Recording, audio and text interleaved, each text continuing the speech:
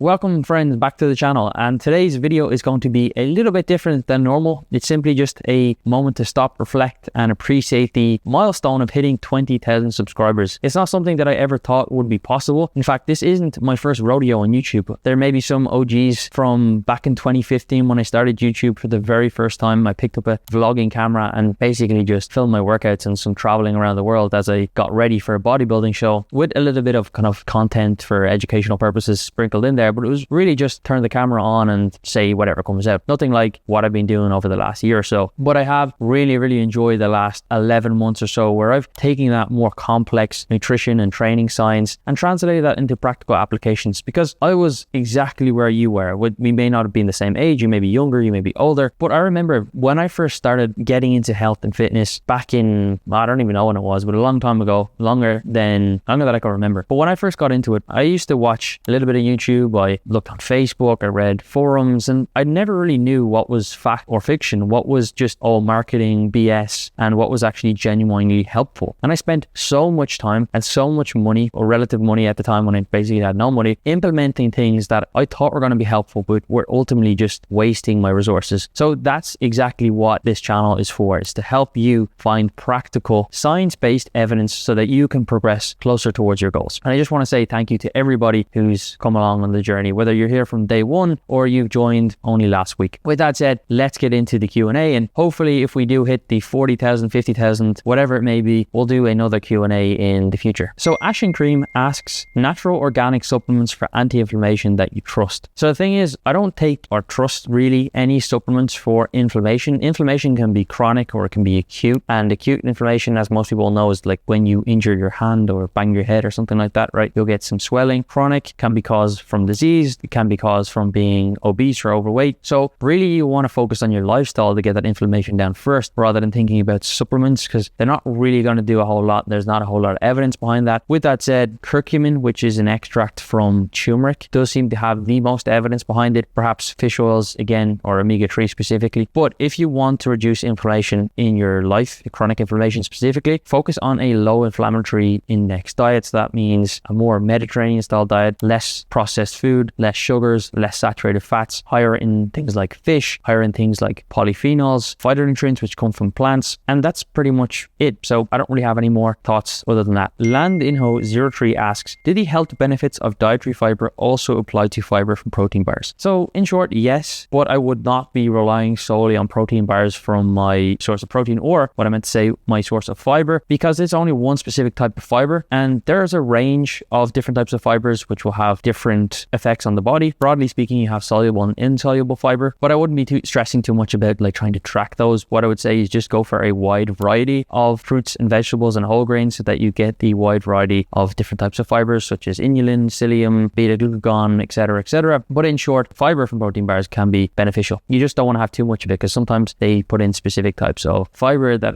just don't do very well with the gut. Not necessarily a problem, but they just will give you gaps. So Jonathan Freelove 5321 asks, thoughts on AGEs and the level of them in processed foods and cooked meats. So AGEs basically stands for advanced end product glycation, or advanced glycation end products, and I don't have that many thoughts on them. Essentially, they're heated proteins, or proteins that are damaged by heat and can cause issues such as inflammation or increased cancer risk in the body, but I honestly don't think about them that much. Essentially, if you keep your plants and your diet full of fruits, vegetables and plants, and you just minimize burning your foods, you minimize charring your foods, cooking with oils that are going to burn the foods, then you're going to be okay. So in short, I don't really think about them that much. There's limited evidence on them. Not to say that they're bad or anything like that, I just don't stress about them really. If you follow a generally healthy diet, then you're not going to need to be too concerned about them, in my opinion. Lazarus 2K asks, is white bread unhealthy? So I don't really like to give foods labels per se, because there's no real cutoff point.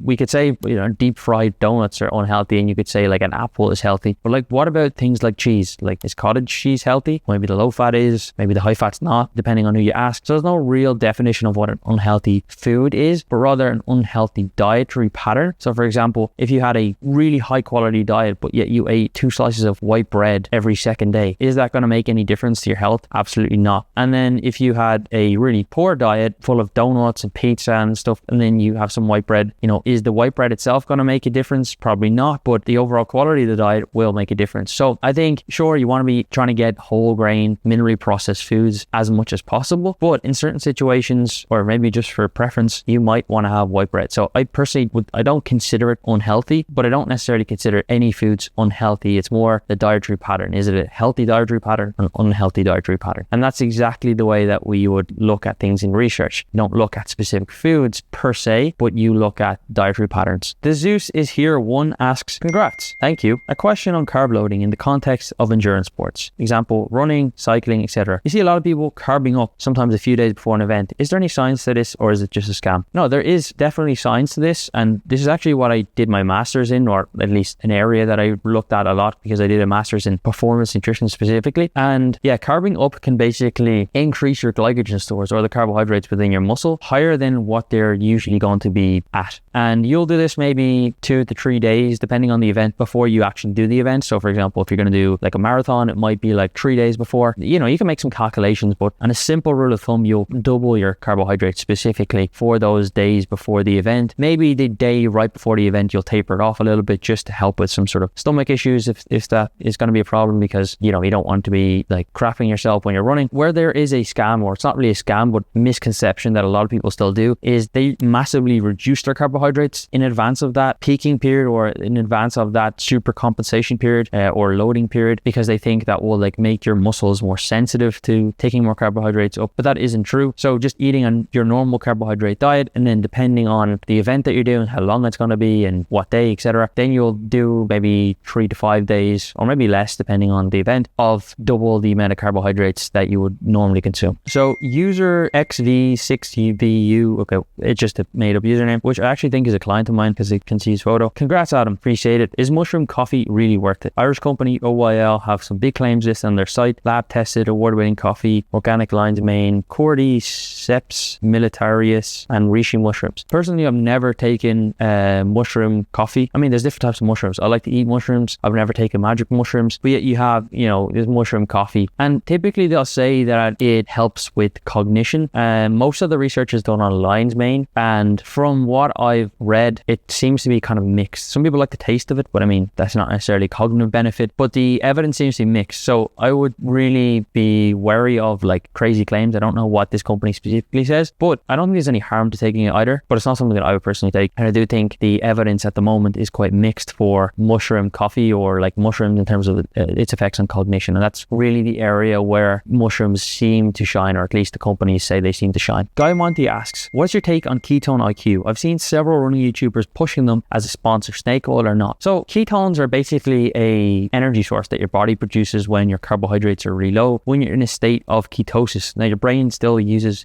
glucose because that's what it runs on, but there has been some speculation over the last number of years that exogenous ketones can be used for athletes like runners and cyclists to enhance performance, or to like preserve carbohydrate stores. And right now the evidence seems to be leaning towards they've pretty much no effect, or if you want to get some sort of effect, you would be taking in so much salt that it would give you really major gastric issues. So gastric issues are not uncommon in endurance sports, and you don't want to make that worse by having lots of salts. So I wouldn't recommend them. Further to that, but when I was reading up on this not too long ago, Asker Yukendrup, who is one of the leading sports scientists in the area of performance nutrition, he was basically saying that, and I completely agree with him, that the people who are taking ketones that are trying to like enhance performance, they'd be much better off focusing their efforts on maximizing their carbohydrate intake and their nutrition around the race, and it would be a much more evidence-based approach and also get them better results, rather than trying to take these supplements, stay in a ketogenic state, or take extra ketones and risk the gut issues that could come along. So in my opinion, I would not recommend anybody to be taking them right now, at least with the evidence that we have. Brian Cornell 6901 asks, do you believe sleep is of a higher quality when you allow your body to run it, sleep only when you're tired and wake up when your body wants, or when you have a more strict sleep schedule, fixed sleep and wake time? I don't think the two need to be separated. In fact, I think you definitely should have a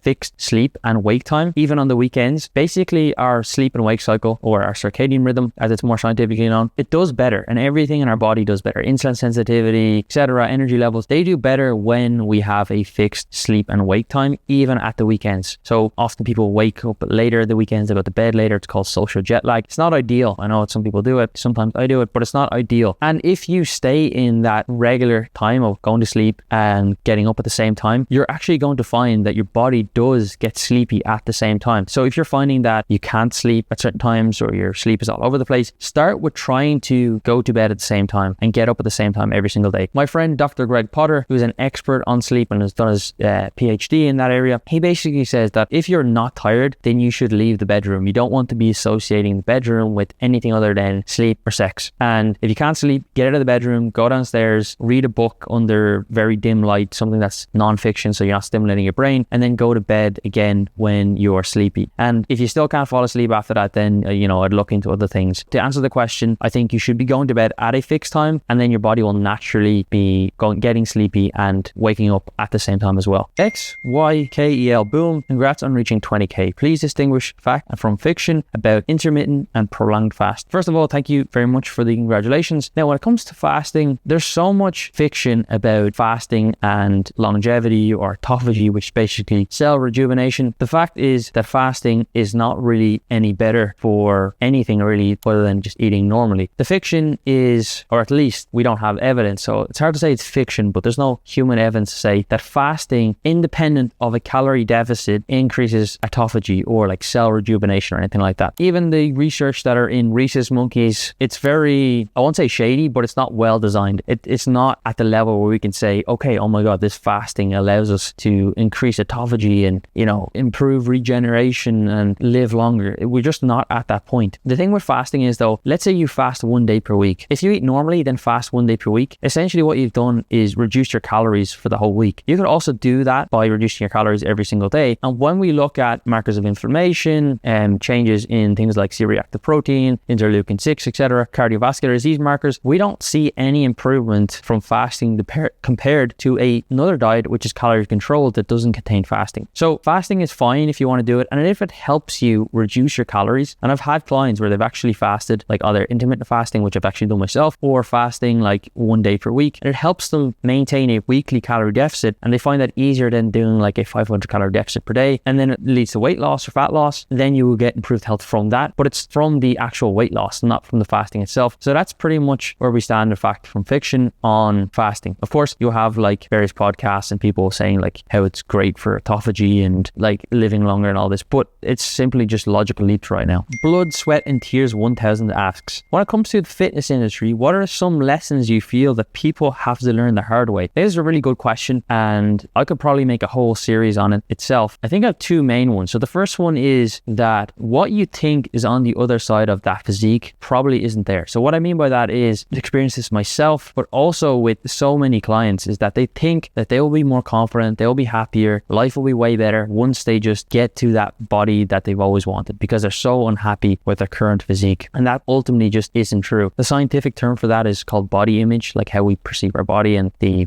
resulting actions. And that doesn't really seem to improve all that much by actually changing your body. And I think that's a lesson that if you told me 15 years ago that that was true, I wouldn't believe you. And I would say, well, let me find out for myself. And that's exactly what I also experienced with many, many people, many clients that I work with, is that sometimes to get a certain physique or to hit a certain fitness goal or whatever, it's really difficult. It takes a lot of effort, a lot of sacrifice, and it might not be worth it for them, but they think that it will give them so much when they achieve it that they should pursue it. But ultimately, I think that's something that a lot of people unfortunately have to go and figure out for themselves. And the second one is, and this is kind of related to physique again, is that people don't really care that much about how you look. And again, this is something that I had to figure out for myself. I thought it was super, super important, and it is related to the first one where I achieved a certain physique. I thought that would bring me a lot of confidence and a lot of popularity and stuff like that. But ultimately, people don't really care about you that much. I mean, everyone has their own problems. People are more concerned about you thinking about them rather than the other way around. So I think those are two key things that I found that are more so related to body composition, but I think that are lessons that I had to learn over the years. And I think that a lot of people themselves kind of have to learn, because no amount of telling somebody is really going to let them believe you. So that's all for the Q&A today. And I really appreciate everyone's put in the questions. If anybody else has any more questions, feel free to just pop them down below and I'll do my best to get back to them. But I hope to see you on the other side. We'll do another one of these Q&As when we hit another milestone. But once again, thanks so much for all your support, all the likes, comments, the questions. It really, really drives me to keep going, to build more momentum, to keep the content coming. And I hope to see you guys again when we hit 40,000, 50,000, 100,000 and way beyond.